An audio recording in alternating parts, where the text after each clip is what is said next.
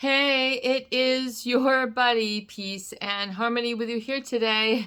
Much love going out to all the beautiful, empowered harmonizers. We are zooming in and focusing in on a great viewer question that is to discuss more or talk more a little bit more in depth about the traits of the female psychopath and their propensity or how they position themselves for high risk or thrill seeking behaviors or positions, relationships, events, cross sectioning between or overlapping therein. And I think that's a great viewer question because we have spent a great deal of the breadth and scope of this channel talking about psychopathic behaviors, tendencies, traits, and what to be careful for, particularly as they present in a male or female, and then in different settings, what you'll see, what you won't see, and the ramifications of such, so you understand, the full capacity, not only of what they're capable of, but sort of what their mindset is. One thing when it comes to healing, you do not want to think like a psychopath. In other words, a lot of people, when they have exposed them, they've seen something very unusual, not just, abnormal, but in other words, they've revealed that they have a second or a third life, meaning they have a another relationship full blown on the side, complete with commitments, dates, vacationing, engagements, commitments, travels, kids, you name it. And on the other side, the flip side, they have a whole nother separate sort of life, which is different, oftentimes radically different from that which they are positioning themselves, portending, presenting, or really sort of, when we talk about a psychopath, it is a mask. It is a persona. It is what they work themselves up to be, essentially, male or female. But particularly in this video question, I think it's very important. How does a female psychopath set themselves up for positions of power, thrill-seeking, or risk-taking behavior? This is one important thing to understand about a psychopath is that they have a propensity towards boredom. So just a little bit of a recap, for those people, people who are psychopathic are on the end of a personality trait or spectrum. What Dr. Robert Hare out of University of Wisconsin, he is labeled the Hare checklist. Particularly, he worked with those who were incarcerated, those individuals who had committed crime, rule breakers, and were in the penitentiary system, largely male. And, but these are individuals who typify one aspect or one, iceberg of a psychopathic, or, not all people who are incarcerated, etc., are psychopathic, but we're going into what is this propensity and the why behind it, so you can really have a solid common sense, healing, compassion for yourself, understanding to understand maybe what you have witnessed, gone through, played into, and want to heal from or recover from, or furthermore understand. When people have exposed a psychopath, they want to understand, what just happened. It's a radical type of betrayal and deception that takes place, beyond the normal. I mean, these are people who will have families with various other sundry males or females. They'll have homes, they'll have jobs, they'll have complete talents, complete radically different aspects of their personality, and they'll be completely, believable, good, or, what other people cannot see through. It's because, to understand a psychopath is to know that they do not experience a wide range of feelings. So they basically feel sort of rage and aggression and the cessation of that. And so they view, in other words, they are intraspecies predators. In other words, they are the ones who, because they do not have a conscience, they do not have a sense of right or wrong or morality, meaning they don't have a North Star, a guttural feeling, no, that would hurt somebody, I can't do that. No, that would be breaking the law, I would get in trouble. I'm not going to do that. Of course, I would not do that. That is against my brother, my sister. In other words, most people have a moral character automatically intrinsic, inherent within. We call this ethics. We call this integrity. We, call this morality or philosophy, meaning, what is a sense of right or wrong, and how do you then protect others from those others who are wanting to break that. And this is in the negative. So we're not talking about, rules that were not for good. We're talking about usually for a more destructive or power, ego, beyond power based reason with which sort of drives their machinery. But you have to remind yourself that you're dealing with someone who's very cold, callous, and empty as a person, but who can mimic the feelings, expressions, desires, and emotions and thoughts and fears, just like another person, but they will mimic it. They will act as if. So they'll act as if they're scared. They'll act as if they're scratching their head. They'll act as if they're startled. They'll act as if they're interested. They will act as if they're in love. They will act as if they're, the president of the company. They will act as if they're your support staff. They will act as if they're your fiance until there's something completely just, and it's not like a multiple personality sort of disorder. When you're talking about someone psychopathic, you're talking about someone who has a propensity to, in order to feel something, they engage in high risk or thrill-seeking behavior or positions of power, where they sort of get a rise out of sort of seeing others hurt, pain, or even, deliberately leading them up to such. In other words, they feel a sense of victory if they have done another wrong, if they've just gotten away with something because they are so cold or callous, because they, according to a psychopath, the underpinnings of compassion, care, love, romance, building a future together, being educated, helping raise your kids, having a moral sense of right or wrong, and supporting the community. They don't have that. That's not what's going on. There's something really different underneath.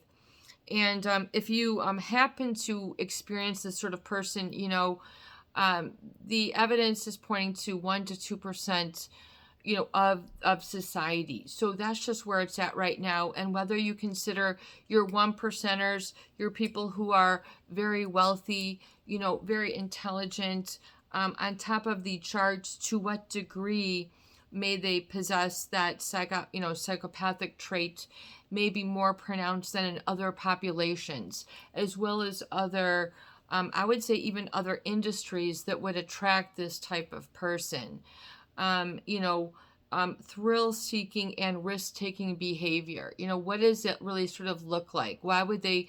Because they don't really feel that, the butterflies in your stomach when you see someone who's really good looking, or you get really excited to read a good book, or you have a sense of pride about how you do your woodworking or your cooking, or how you care for your home, or a sense of like you're a very good nurturing person. All these really wonderful, magnificent human qualities and characteristics. Teaching.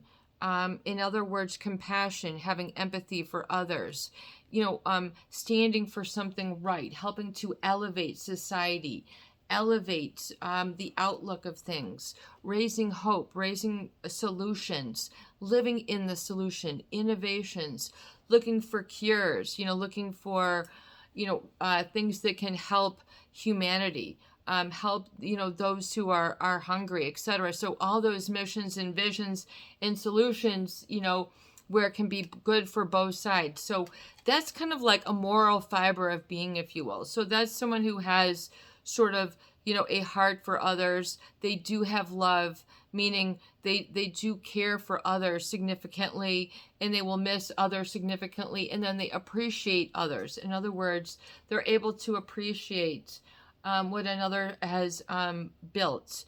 They're able to appreciate another's talent. They're able to appreciate another's story of radical accomplishment, or getting through something, or, cherish something, or have something that's sentimental. These nostalgic. So all these sort of underpinnings of what it is to be a human, and all these good things to work for. See, a psychopath, they don't have that as their driving fuel. Unfortunately, these types of individuals are devoid of such, meaning even beyond black or white thinking. See, they do not, based on my studies, I know I am not this, but, based on studies, experience, exposure, and, all this proximity and such, and it's, would I, and if you look even in the literature, the study, the DSM, the tendency towards thrill-seeking behavior, because a psychopath wants to get their heart racing. That gets them to feel something close to what most people might consider, I love this person, or I'm so glad I just got this job, or I just had a great education, or that was a great friendship, that was a great meal, that was a great get together, or I really love this song, or I appreciate this artist. Like, all these are the full spectrum of all the experiences, the wide, vast array of experiences that I hope you begin to appreciate and more fully in depth understand and appreciate, that you have the capacity to experience those within, that someone who is psychopathic does not. They don't. They get more sort of, I would say, a camouflage look to things, meaning they want to fit in and not stand out, but they'll have just sort of this psychopathic sort of what they call word salad, that will get other people sort of turning their heads, wondering what happened.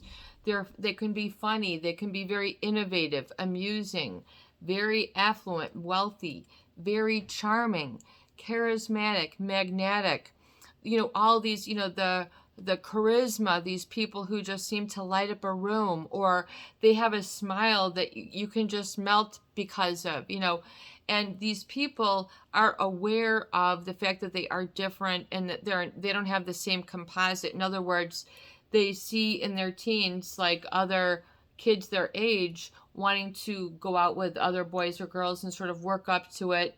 And they're like, look, you just do this. In other words, they don't have the same heart.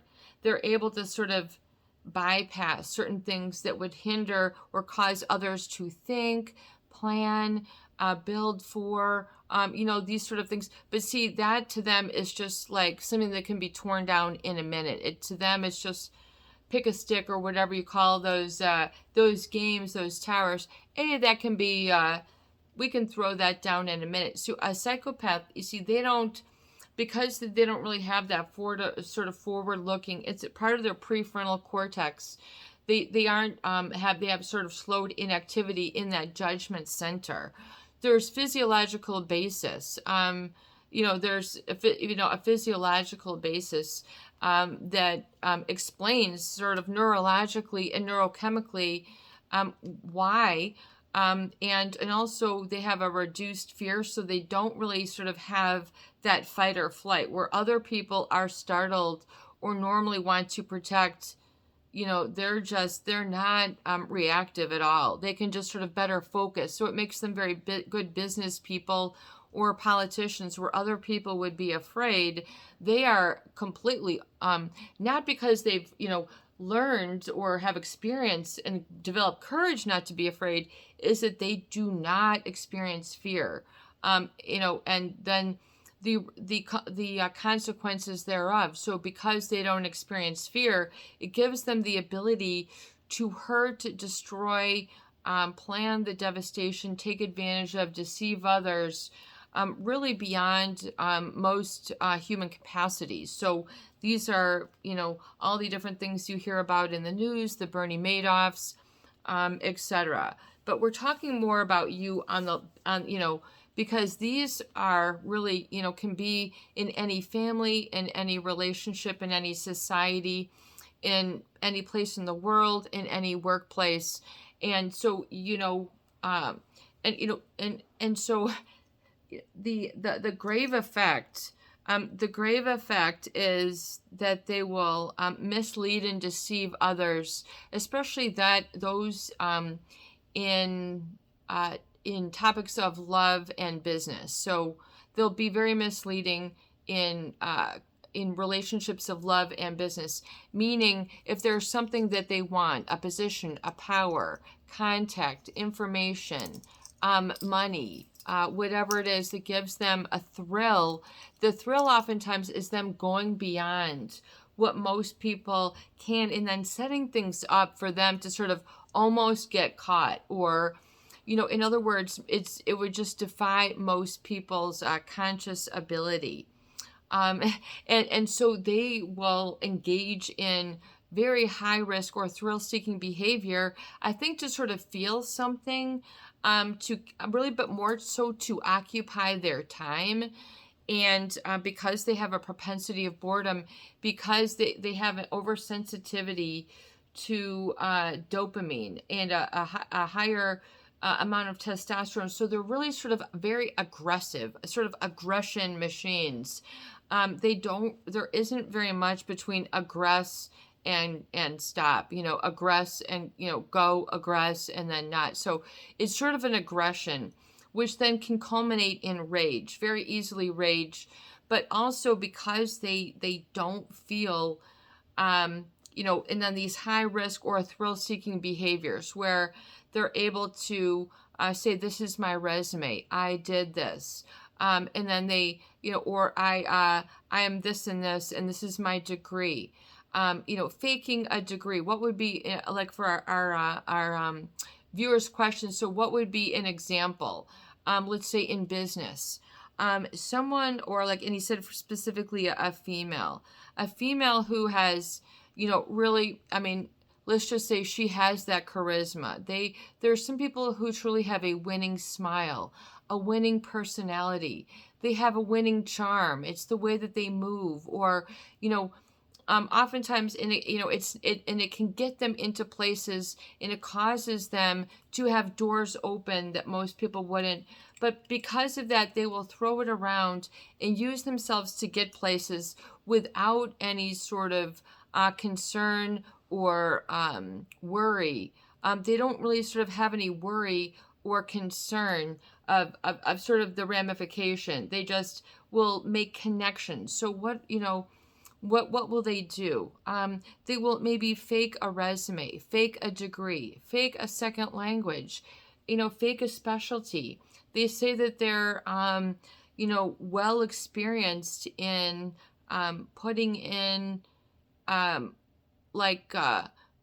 clean water wells in even the remotest areas of Ethiopia, and they have risen villages, and they're raising money now to bring water, and then they might have even into the billions of dollars for this cause, and there is no cause. It's basically an assortment of maybe even shell companies or something else. These are the people who can bilk thousands, and they just do it. Most people would be like, really? They have their feet on the ground. They have a North Star. They have a conscience, and they have a compass. So physically, they would not do these things. They just would not. So a psychopath, because they don't have that sort of moral compass, they're able to, I would say, monitor it and negotiate it. But, and so once they've faked or done these things, ran meetings, in big companies, that, that they say that they've been a CFO, and they're, all of a sudden then they're in on all these huge finances, bilking millions from a company, large, or small, changing passwords, getting passwords, then leaving the company. I have a brother to attend to. I have a sister. I have a this, and then they're gone. I mean, these people. These are the things that they're after. They're they will go into other areas that most people would not go into, offices, shelvings, computers, garages, homes, personal phones. I mean, there are, and this is just what they do. But beyond that, because they don't feel, does this give them a thrill? To them, I think a psychopath knows that they feel that this makes them better, superior than, because they can get all this info and they can go all these places where other people can't. So it'll enable them. And so a psychopath might say, oh, I wonder if I can use this for good. Meaning, can they use their lies? The ability to lie is beyond pathological.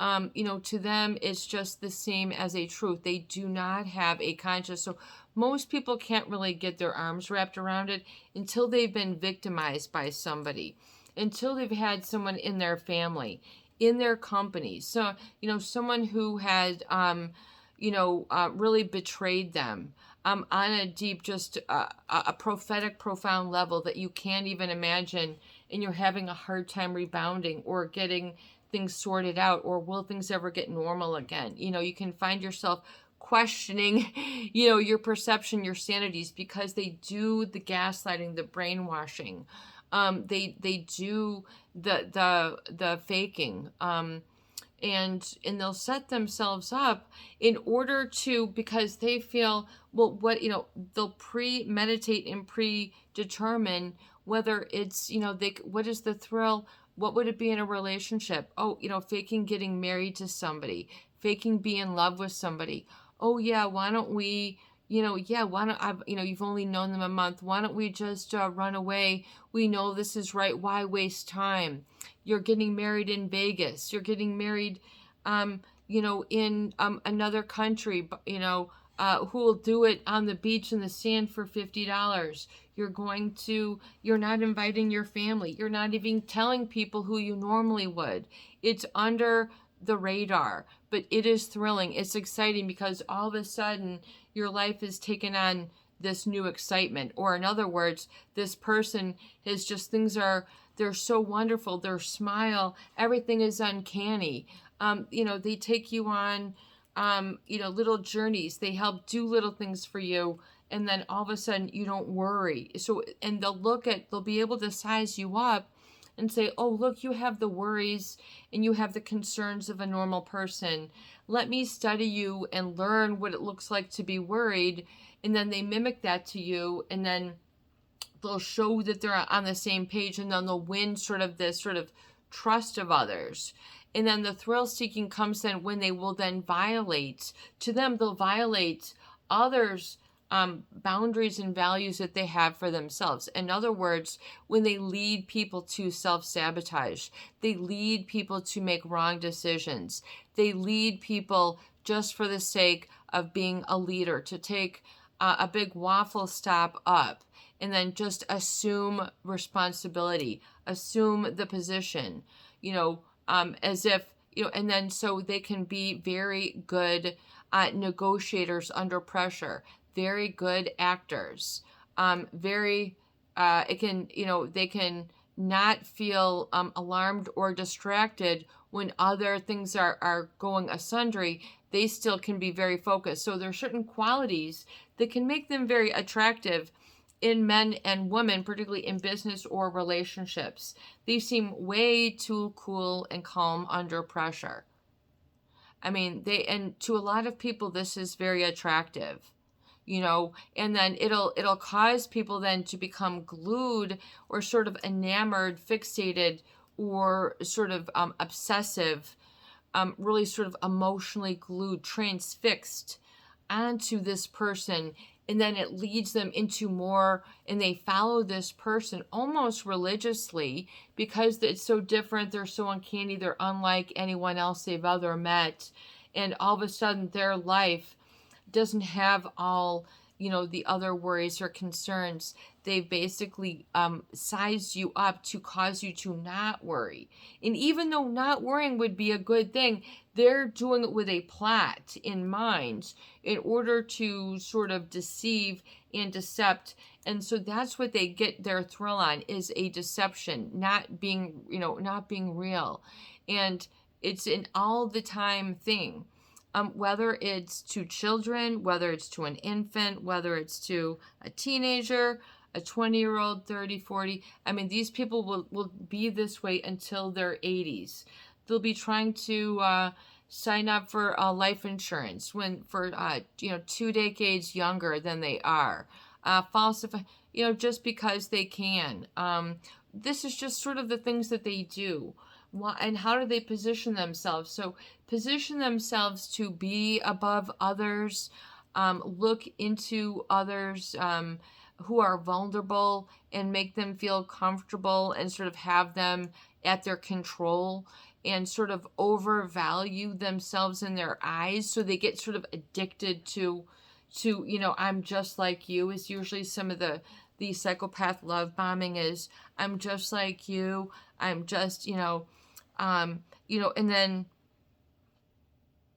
but they will, so the high risk behavior will give them a sense that they're sort of dragging people further and further away from their own center and dragging them away from their own normalcy and their own healthy continuum. So I think it is very much a sadistic, destructive, and things do not end well. And a psychopath will kind of chuckle and say, yeah, it's kind of like watching a train wreck. In other words, people who have the gaping, like let's say you're driving and then there's all this slow traffic, it's a gaping block or whatever. People aren't trying to see what's happening at the accident. Don't look. Just stop gaping. Stop looking. The psychopath, they know that they have this all enthralled, and it's more than just being the center of attention, is that they have people and their attention. They have people. Not for the point of raising them up, for empowering them for to be separate, distinct, and separate, and have a commitment with that respect as such. I think what they do, because they are bored, because it gives them a sort of sense that they are doing something, I guess. So for me, it would be like, you're in a relationship and I'm so glad to, like, I'm celebrating the holiday or your birthday and I'm going to do this, and so that's your feeling of being and connecting. Or like, so for a psychopath, as for their social construct, they have to use this level of deception. This is just who they are. So, and I think part of what they then get, part of their deliberate, how they elevate themselves is often through the deliberate causation of others failing. In other words, poisoning the coffee, poisoning the juice. There's a little bit too much grease, in that burger. In other words, they're setting you up to be isolated, to believe a fallacy or a lie, to believe, that they are going to be your boss, your husband, your father, you're this, and they are not. And they know, a female as well, that they're going to be this and that, and they're going to be your all to this, and they'll make a lot of false promises, very cunning and sly. They will, they get people, and people will say that the gaze of a psychopath, that, and I've talked about this in previous videos, where it gives people a feeling of almost being not arrested, but like those piercing eyes, like there's something different about their eyes, that they're so inviting, or there's something different A lot of people cause it as seduction, I guess, is what a lot of people get very seduced by these people. The Bernie Madoff. I mean, he must have seduced a lot of investors, right? And a lot of these other psychopaths, they can be very seductive. It can be so attractive, whether it's in business. Yeah, just do this whole new real estate plot, 40 acres, then we'll do 80 acres here, and then they don't even have the materials, the skilled engineers, but they'll put it on the drawing board for investors. So these are the people who can drum up all these things and not have any backing. So they're not truly the business person, they're not truly the girlfriend, they're not truly, and it really is devastating when people sort of discover this, this thrill seeking, because you could be part of their thrill seeking. In other words, to mislead you, to say you're going to, I'm in business, we're going to do this and this in business, and then pull out, and then you're left stranded. Yet you're a person of integrity. You can live back in authenticity. But in other words, they're very they will deliberately set this up also in relationships of marriage. So these people can have double and triple relationships, lives, personalities, and such, that for them would be positioned as very high thrill seeking. I mean, to them, it must seem that they have a lot going on if they have relationships with 3 different men or 3 different women and different children in different states, or different, companies with different personalities. I mean, for them, that's just how, and then sometimes it causes them to do the illegal. They have a propensity to not feel that they have to be a law abiding, that they are above it. So these are people then who do terrible things and have to pay terrible punishments. You don't want to get dragged along. You don't want to be, oh, I didn't see it, I didn't know it, and to see what it was. It can be very scary when you hit rock bottom and you realize how long, or if you've exposed this, because this can be a very undoing time emotionally for people, and beyond disempowering. You don't even know where the radar is. It's been completely obliterated. See, that's that's a hallmark of a psychopath, is they sort of leave people going, oh my, wondering, and then oftentimes very there's a paranoia or fear that can be very pervasive or chronic. See, but fear is their greatest tool, and to be used against you. But you cannot be and live in fear all the time, no matter how much you've been exposed to it, either rageful emotions. This person might have been violent, and it might have caused the worst to come out of you. When you're with someone who's psychopathic, it's going to bring out the worst of you. This is not what your life is about. Life is not about that sort of false fantasy, that thrill.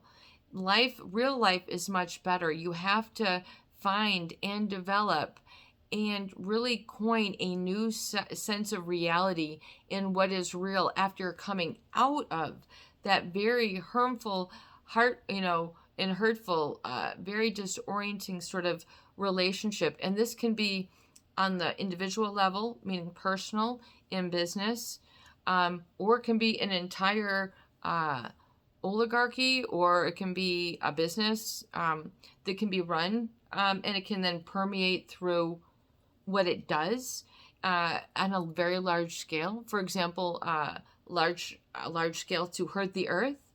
The earth is most vulnerable. How can it stick up for itself? It can't exactly say, hey, don't go here. Don't chop down these trees because, we've got hundreds of species living here and a couple different tribes of people, and this is where we get our food. Thank you very much.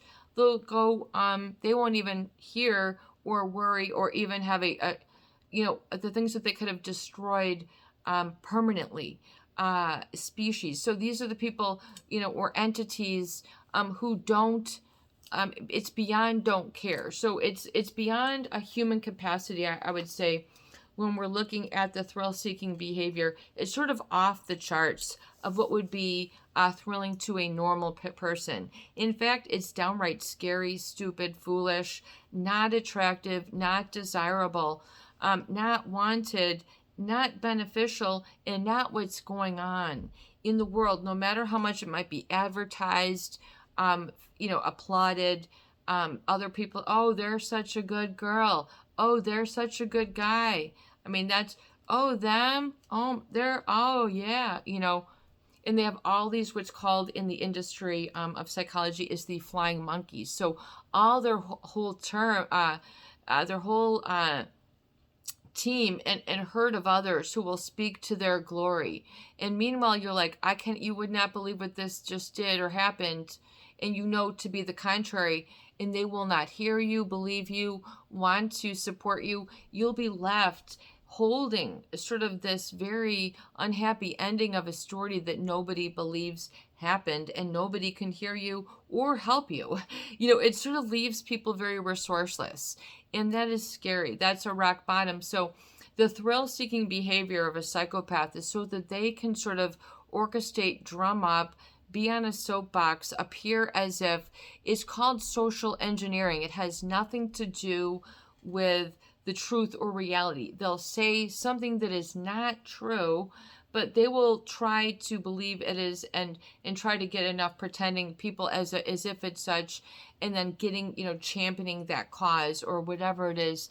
They get people completely misled and doing some really beyond themselves things. It's like, what did they used to say, walk the plank with a blindfold. I mean, they can literally, walk, and then all these people will just go walking to their demise, and they feel like, well, I was following this leader, the Jim Jones. I mean, these other people who have more than that going on.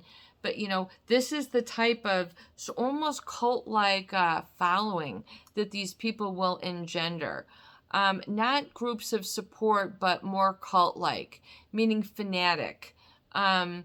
And it's okay to be enthusiastic and excited and to have a passion and to have a diversion that you love to do.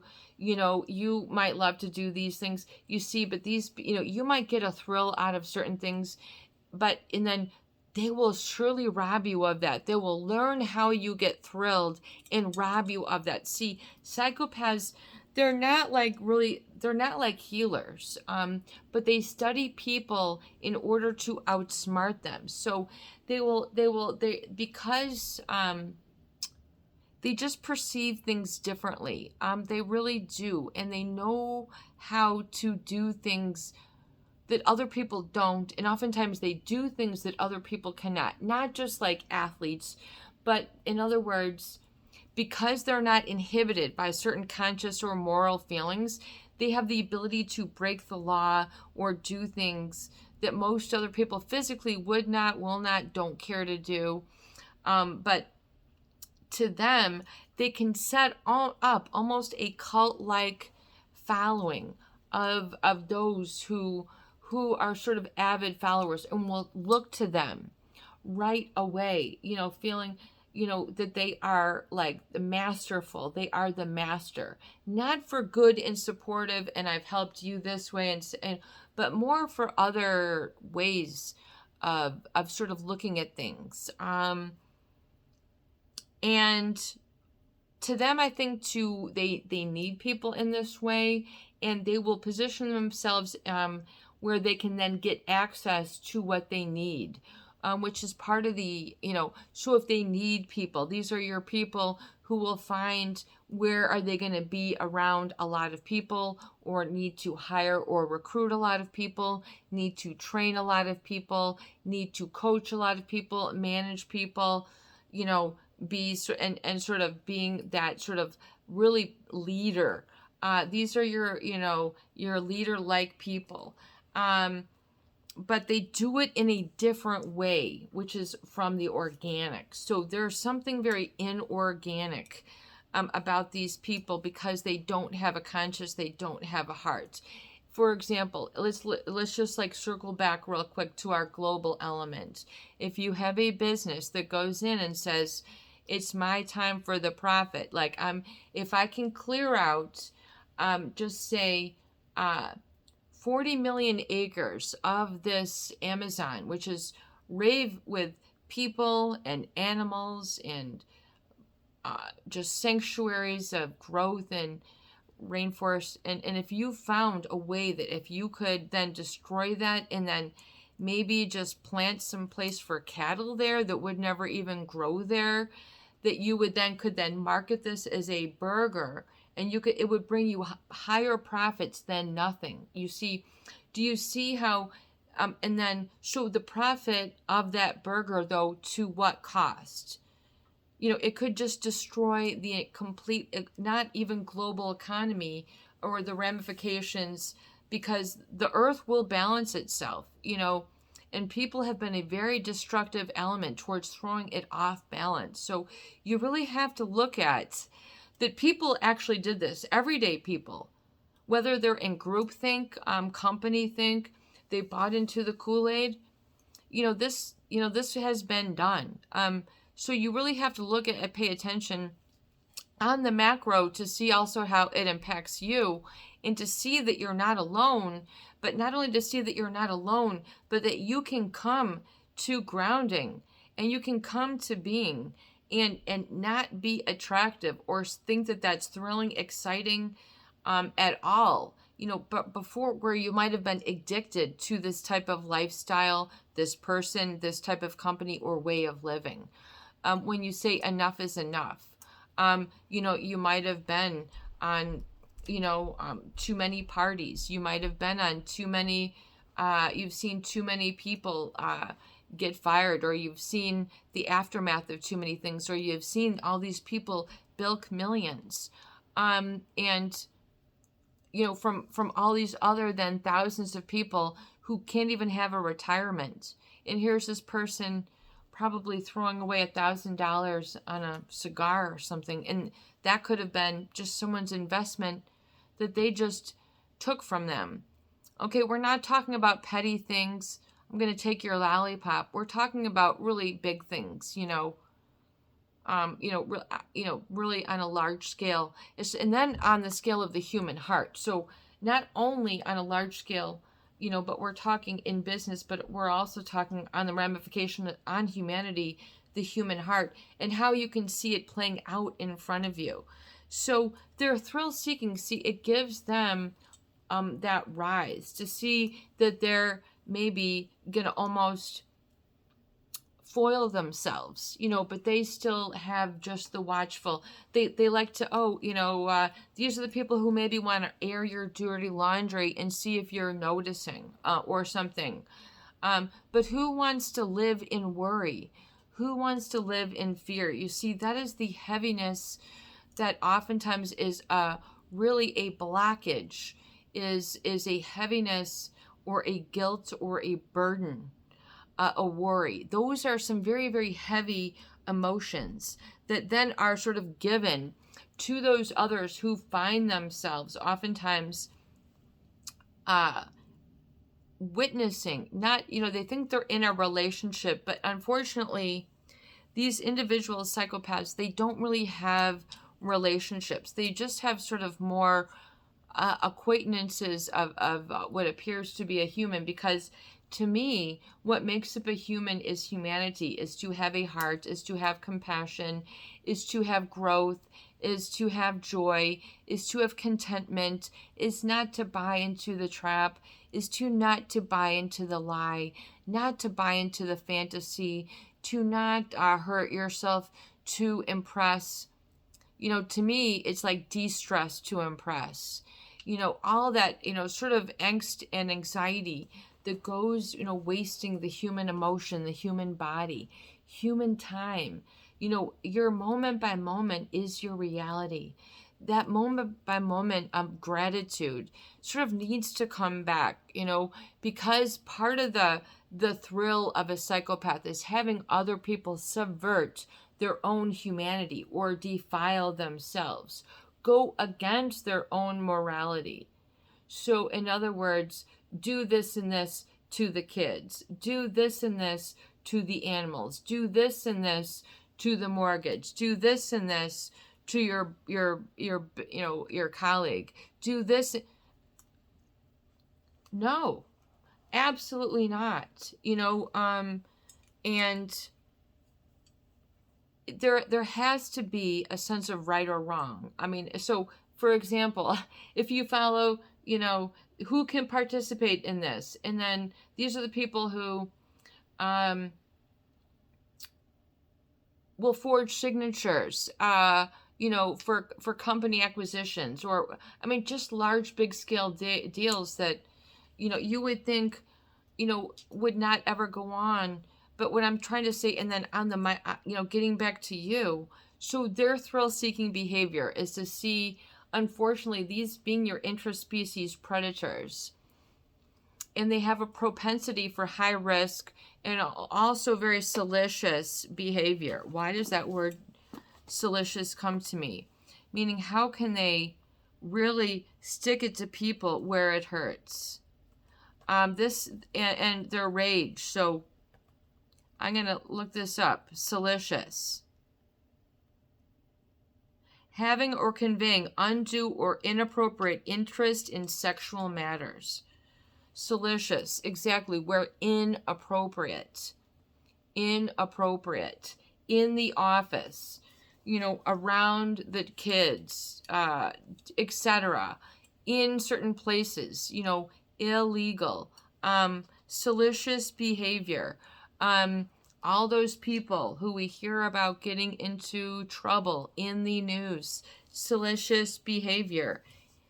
Having or conveying undue or inappropriate interest in sexual matters.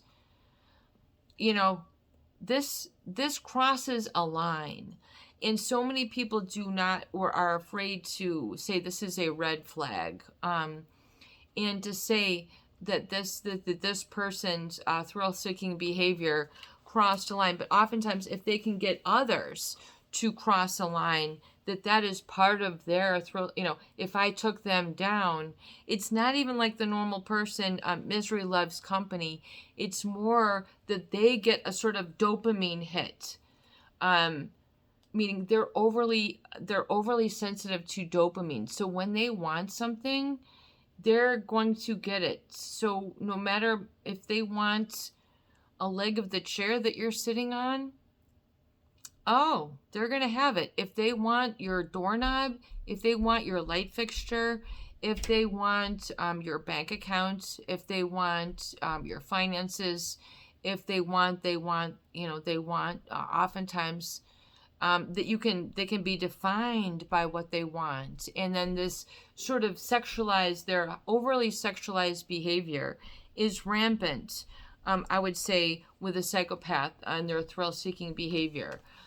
Exposing themselves,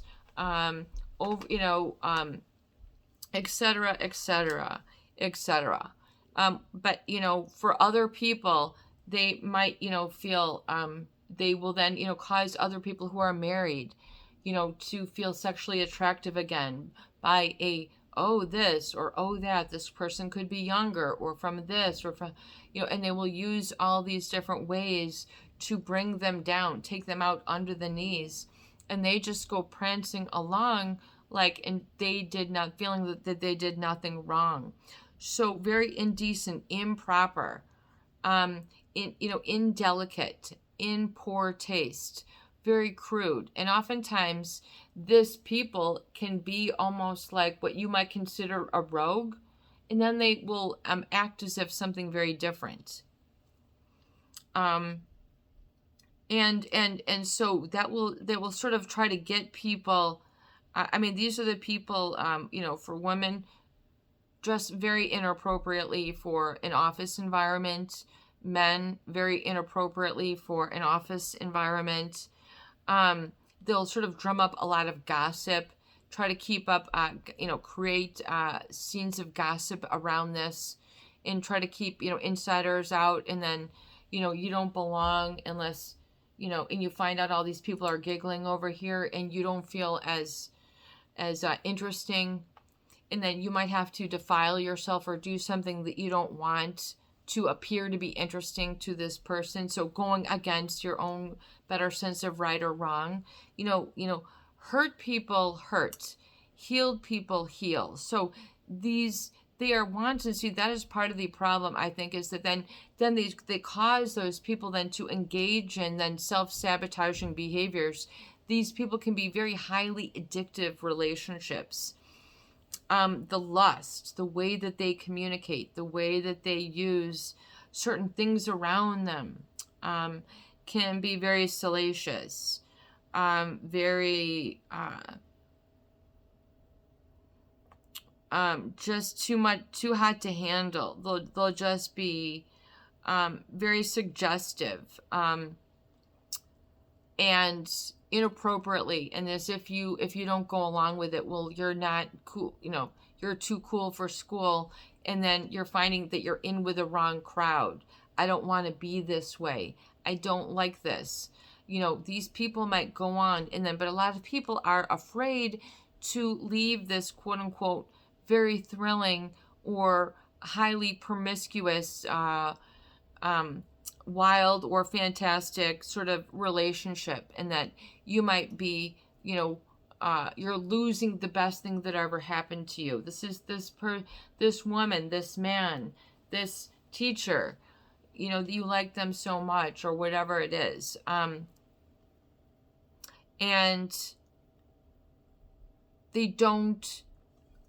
it's a very difficult time to either let them go, get over them, or make sense of what has happened, or all of the above. So it creates a lot of chaos and a lot of confusion and very, very horrific feelings of oftentimes, I think, that are akin to oftentimes really very, let's just say, very traumatizing situations, that which you would consider even a prisoner of war going through. In other words, to be have taken away from your foundation, your own perspective, your own values, your own meaning, really your own self-esteem, through those behaviors or settings, or the things, the inklings that this portion or this person had wanted to use. So and it becomes very much of a trauma bond. A trauma bond, not a love relationship, but it can be so thrilling, meaning they're so different, and whatever all this meaning is, all of a sudden, there's this all of a sudden now, I have, or I feel. Oftentimes it can be this very sort of, just very attracted, or very desiring or desirable all of a sudden. And the trauma bond is the effect. The trauma bond, it comes out of repeated cycles of abuse, devaluation, and then positive reinforcement. Meaning, how did you cheat on me? What did you do? And or worried, or not hearing from them, or the business reports, or whatever it is that they do. And it's a very powerful feeling that will sort of take over your full attention. Meaning, it'll cause you arrested development. Meaning, if you have been in a trauma bond, you need to look at this, because oftentimes it causes you to leave other relationships, other pursuits, other jobs, other focuses, abandoning your talents, abandon your family, abandon your job, do stupid, silly, foolish things that you would not have done otherwise.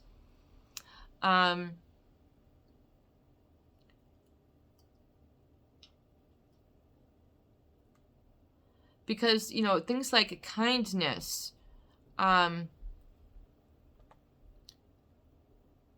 are hard to find then when you're, after because nothing seems to be as important or significant or well-rounded as this person. The person might have seemed idealized to you for some reason, or they might have caused a big change in your life. But if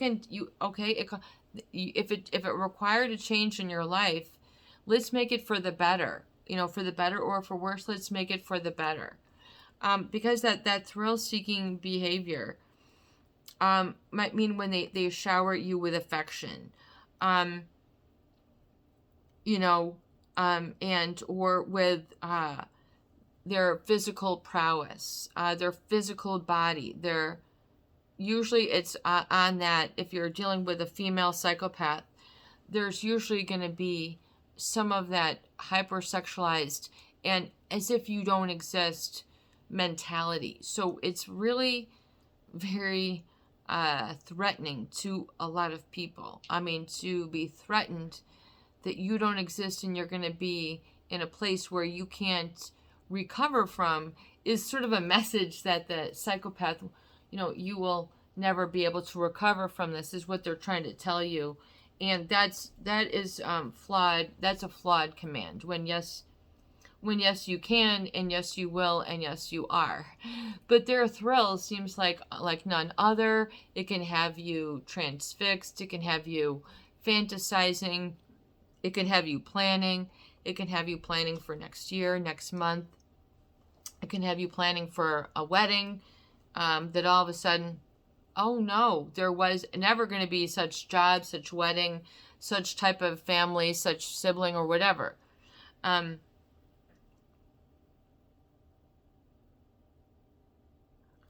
So the problem is of this power imbalance in relationships. Relationships, you must have a balance. If you find that someone is always trying to throw you off kilter, there's a power struggle. They have a power imbalance, and there's someone who is trying to manipulate or take control over you. That should be a red flag. You see, but a lot of people will welcome that if their life, a lot of men might welcome a female psychopath into their life if their life has been very busy, a lot of tension, a lot of boredom, not a lot of things going on. They're the nerd, they're the da-da-da, and all of a sudden, wow, So the problem is that they try to control you.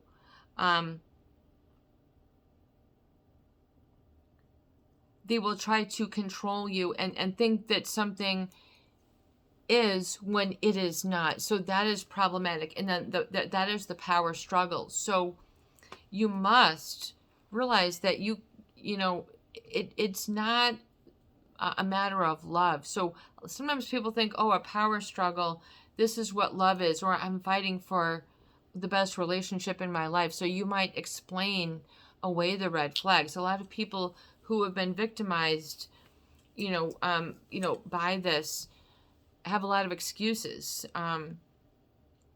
And this was so good, and this was so good. And, they didn't realize that you were going against your better nature when you need someone who's kind and respectful of your better nature and not just playing for a fantasy. It's okay to be human, and it's okay to have dreams, and miraculous things can and will happen. But first is to understand that the thrill-seeking behavior that they had put out there is not attractive. It does not lead to a good or happy ending, especially if it means that you've had to put up with either, a lot of mistreatment, meaning on that rage side, meaning violation, namely, of your boundaries or standards. Being touched inappropriately, talked to inappropriately, and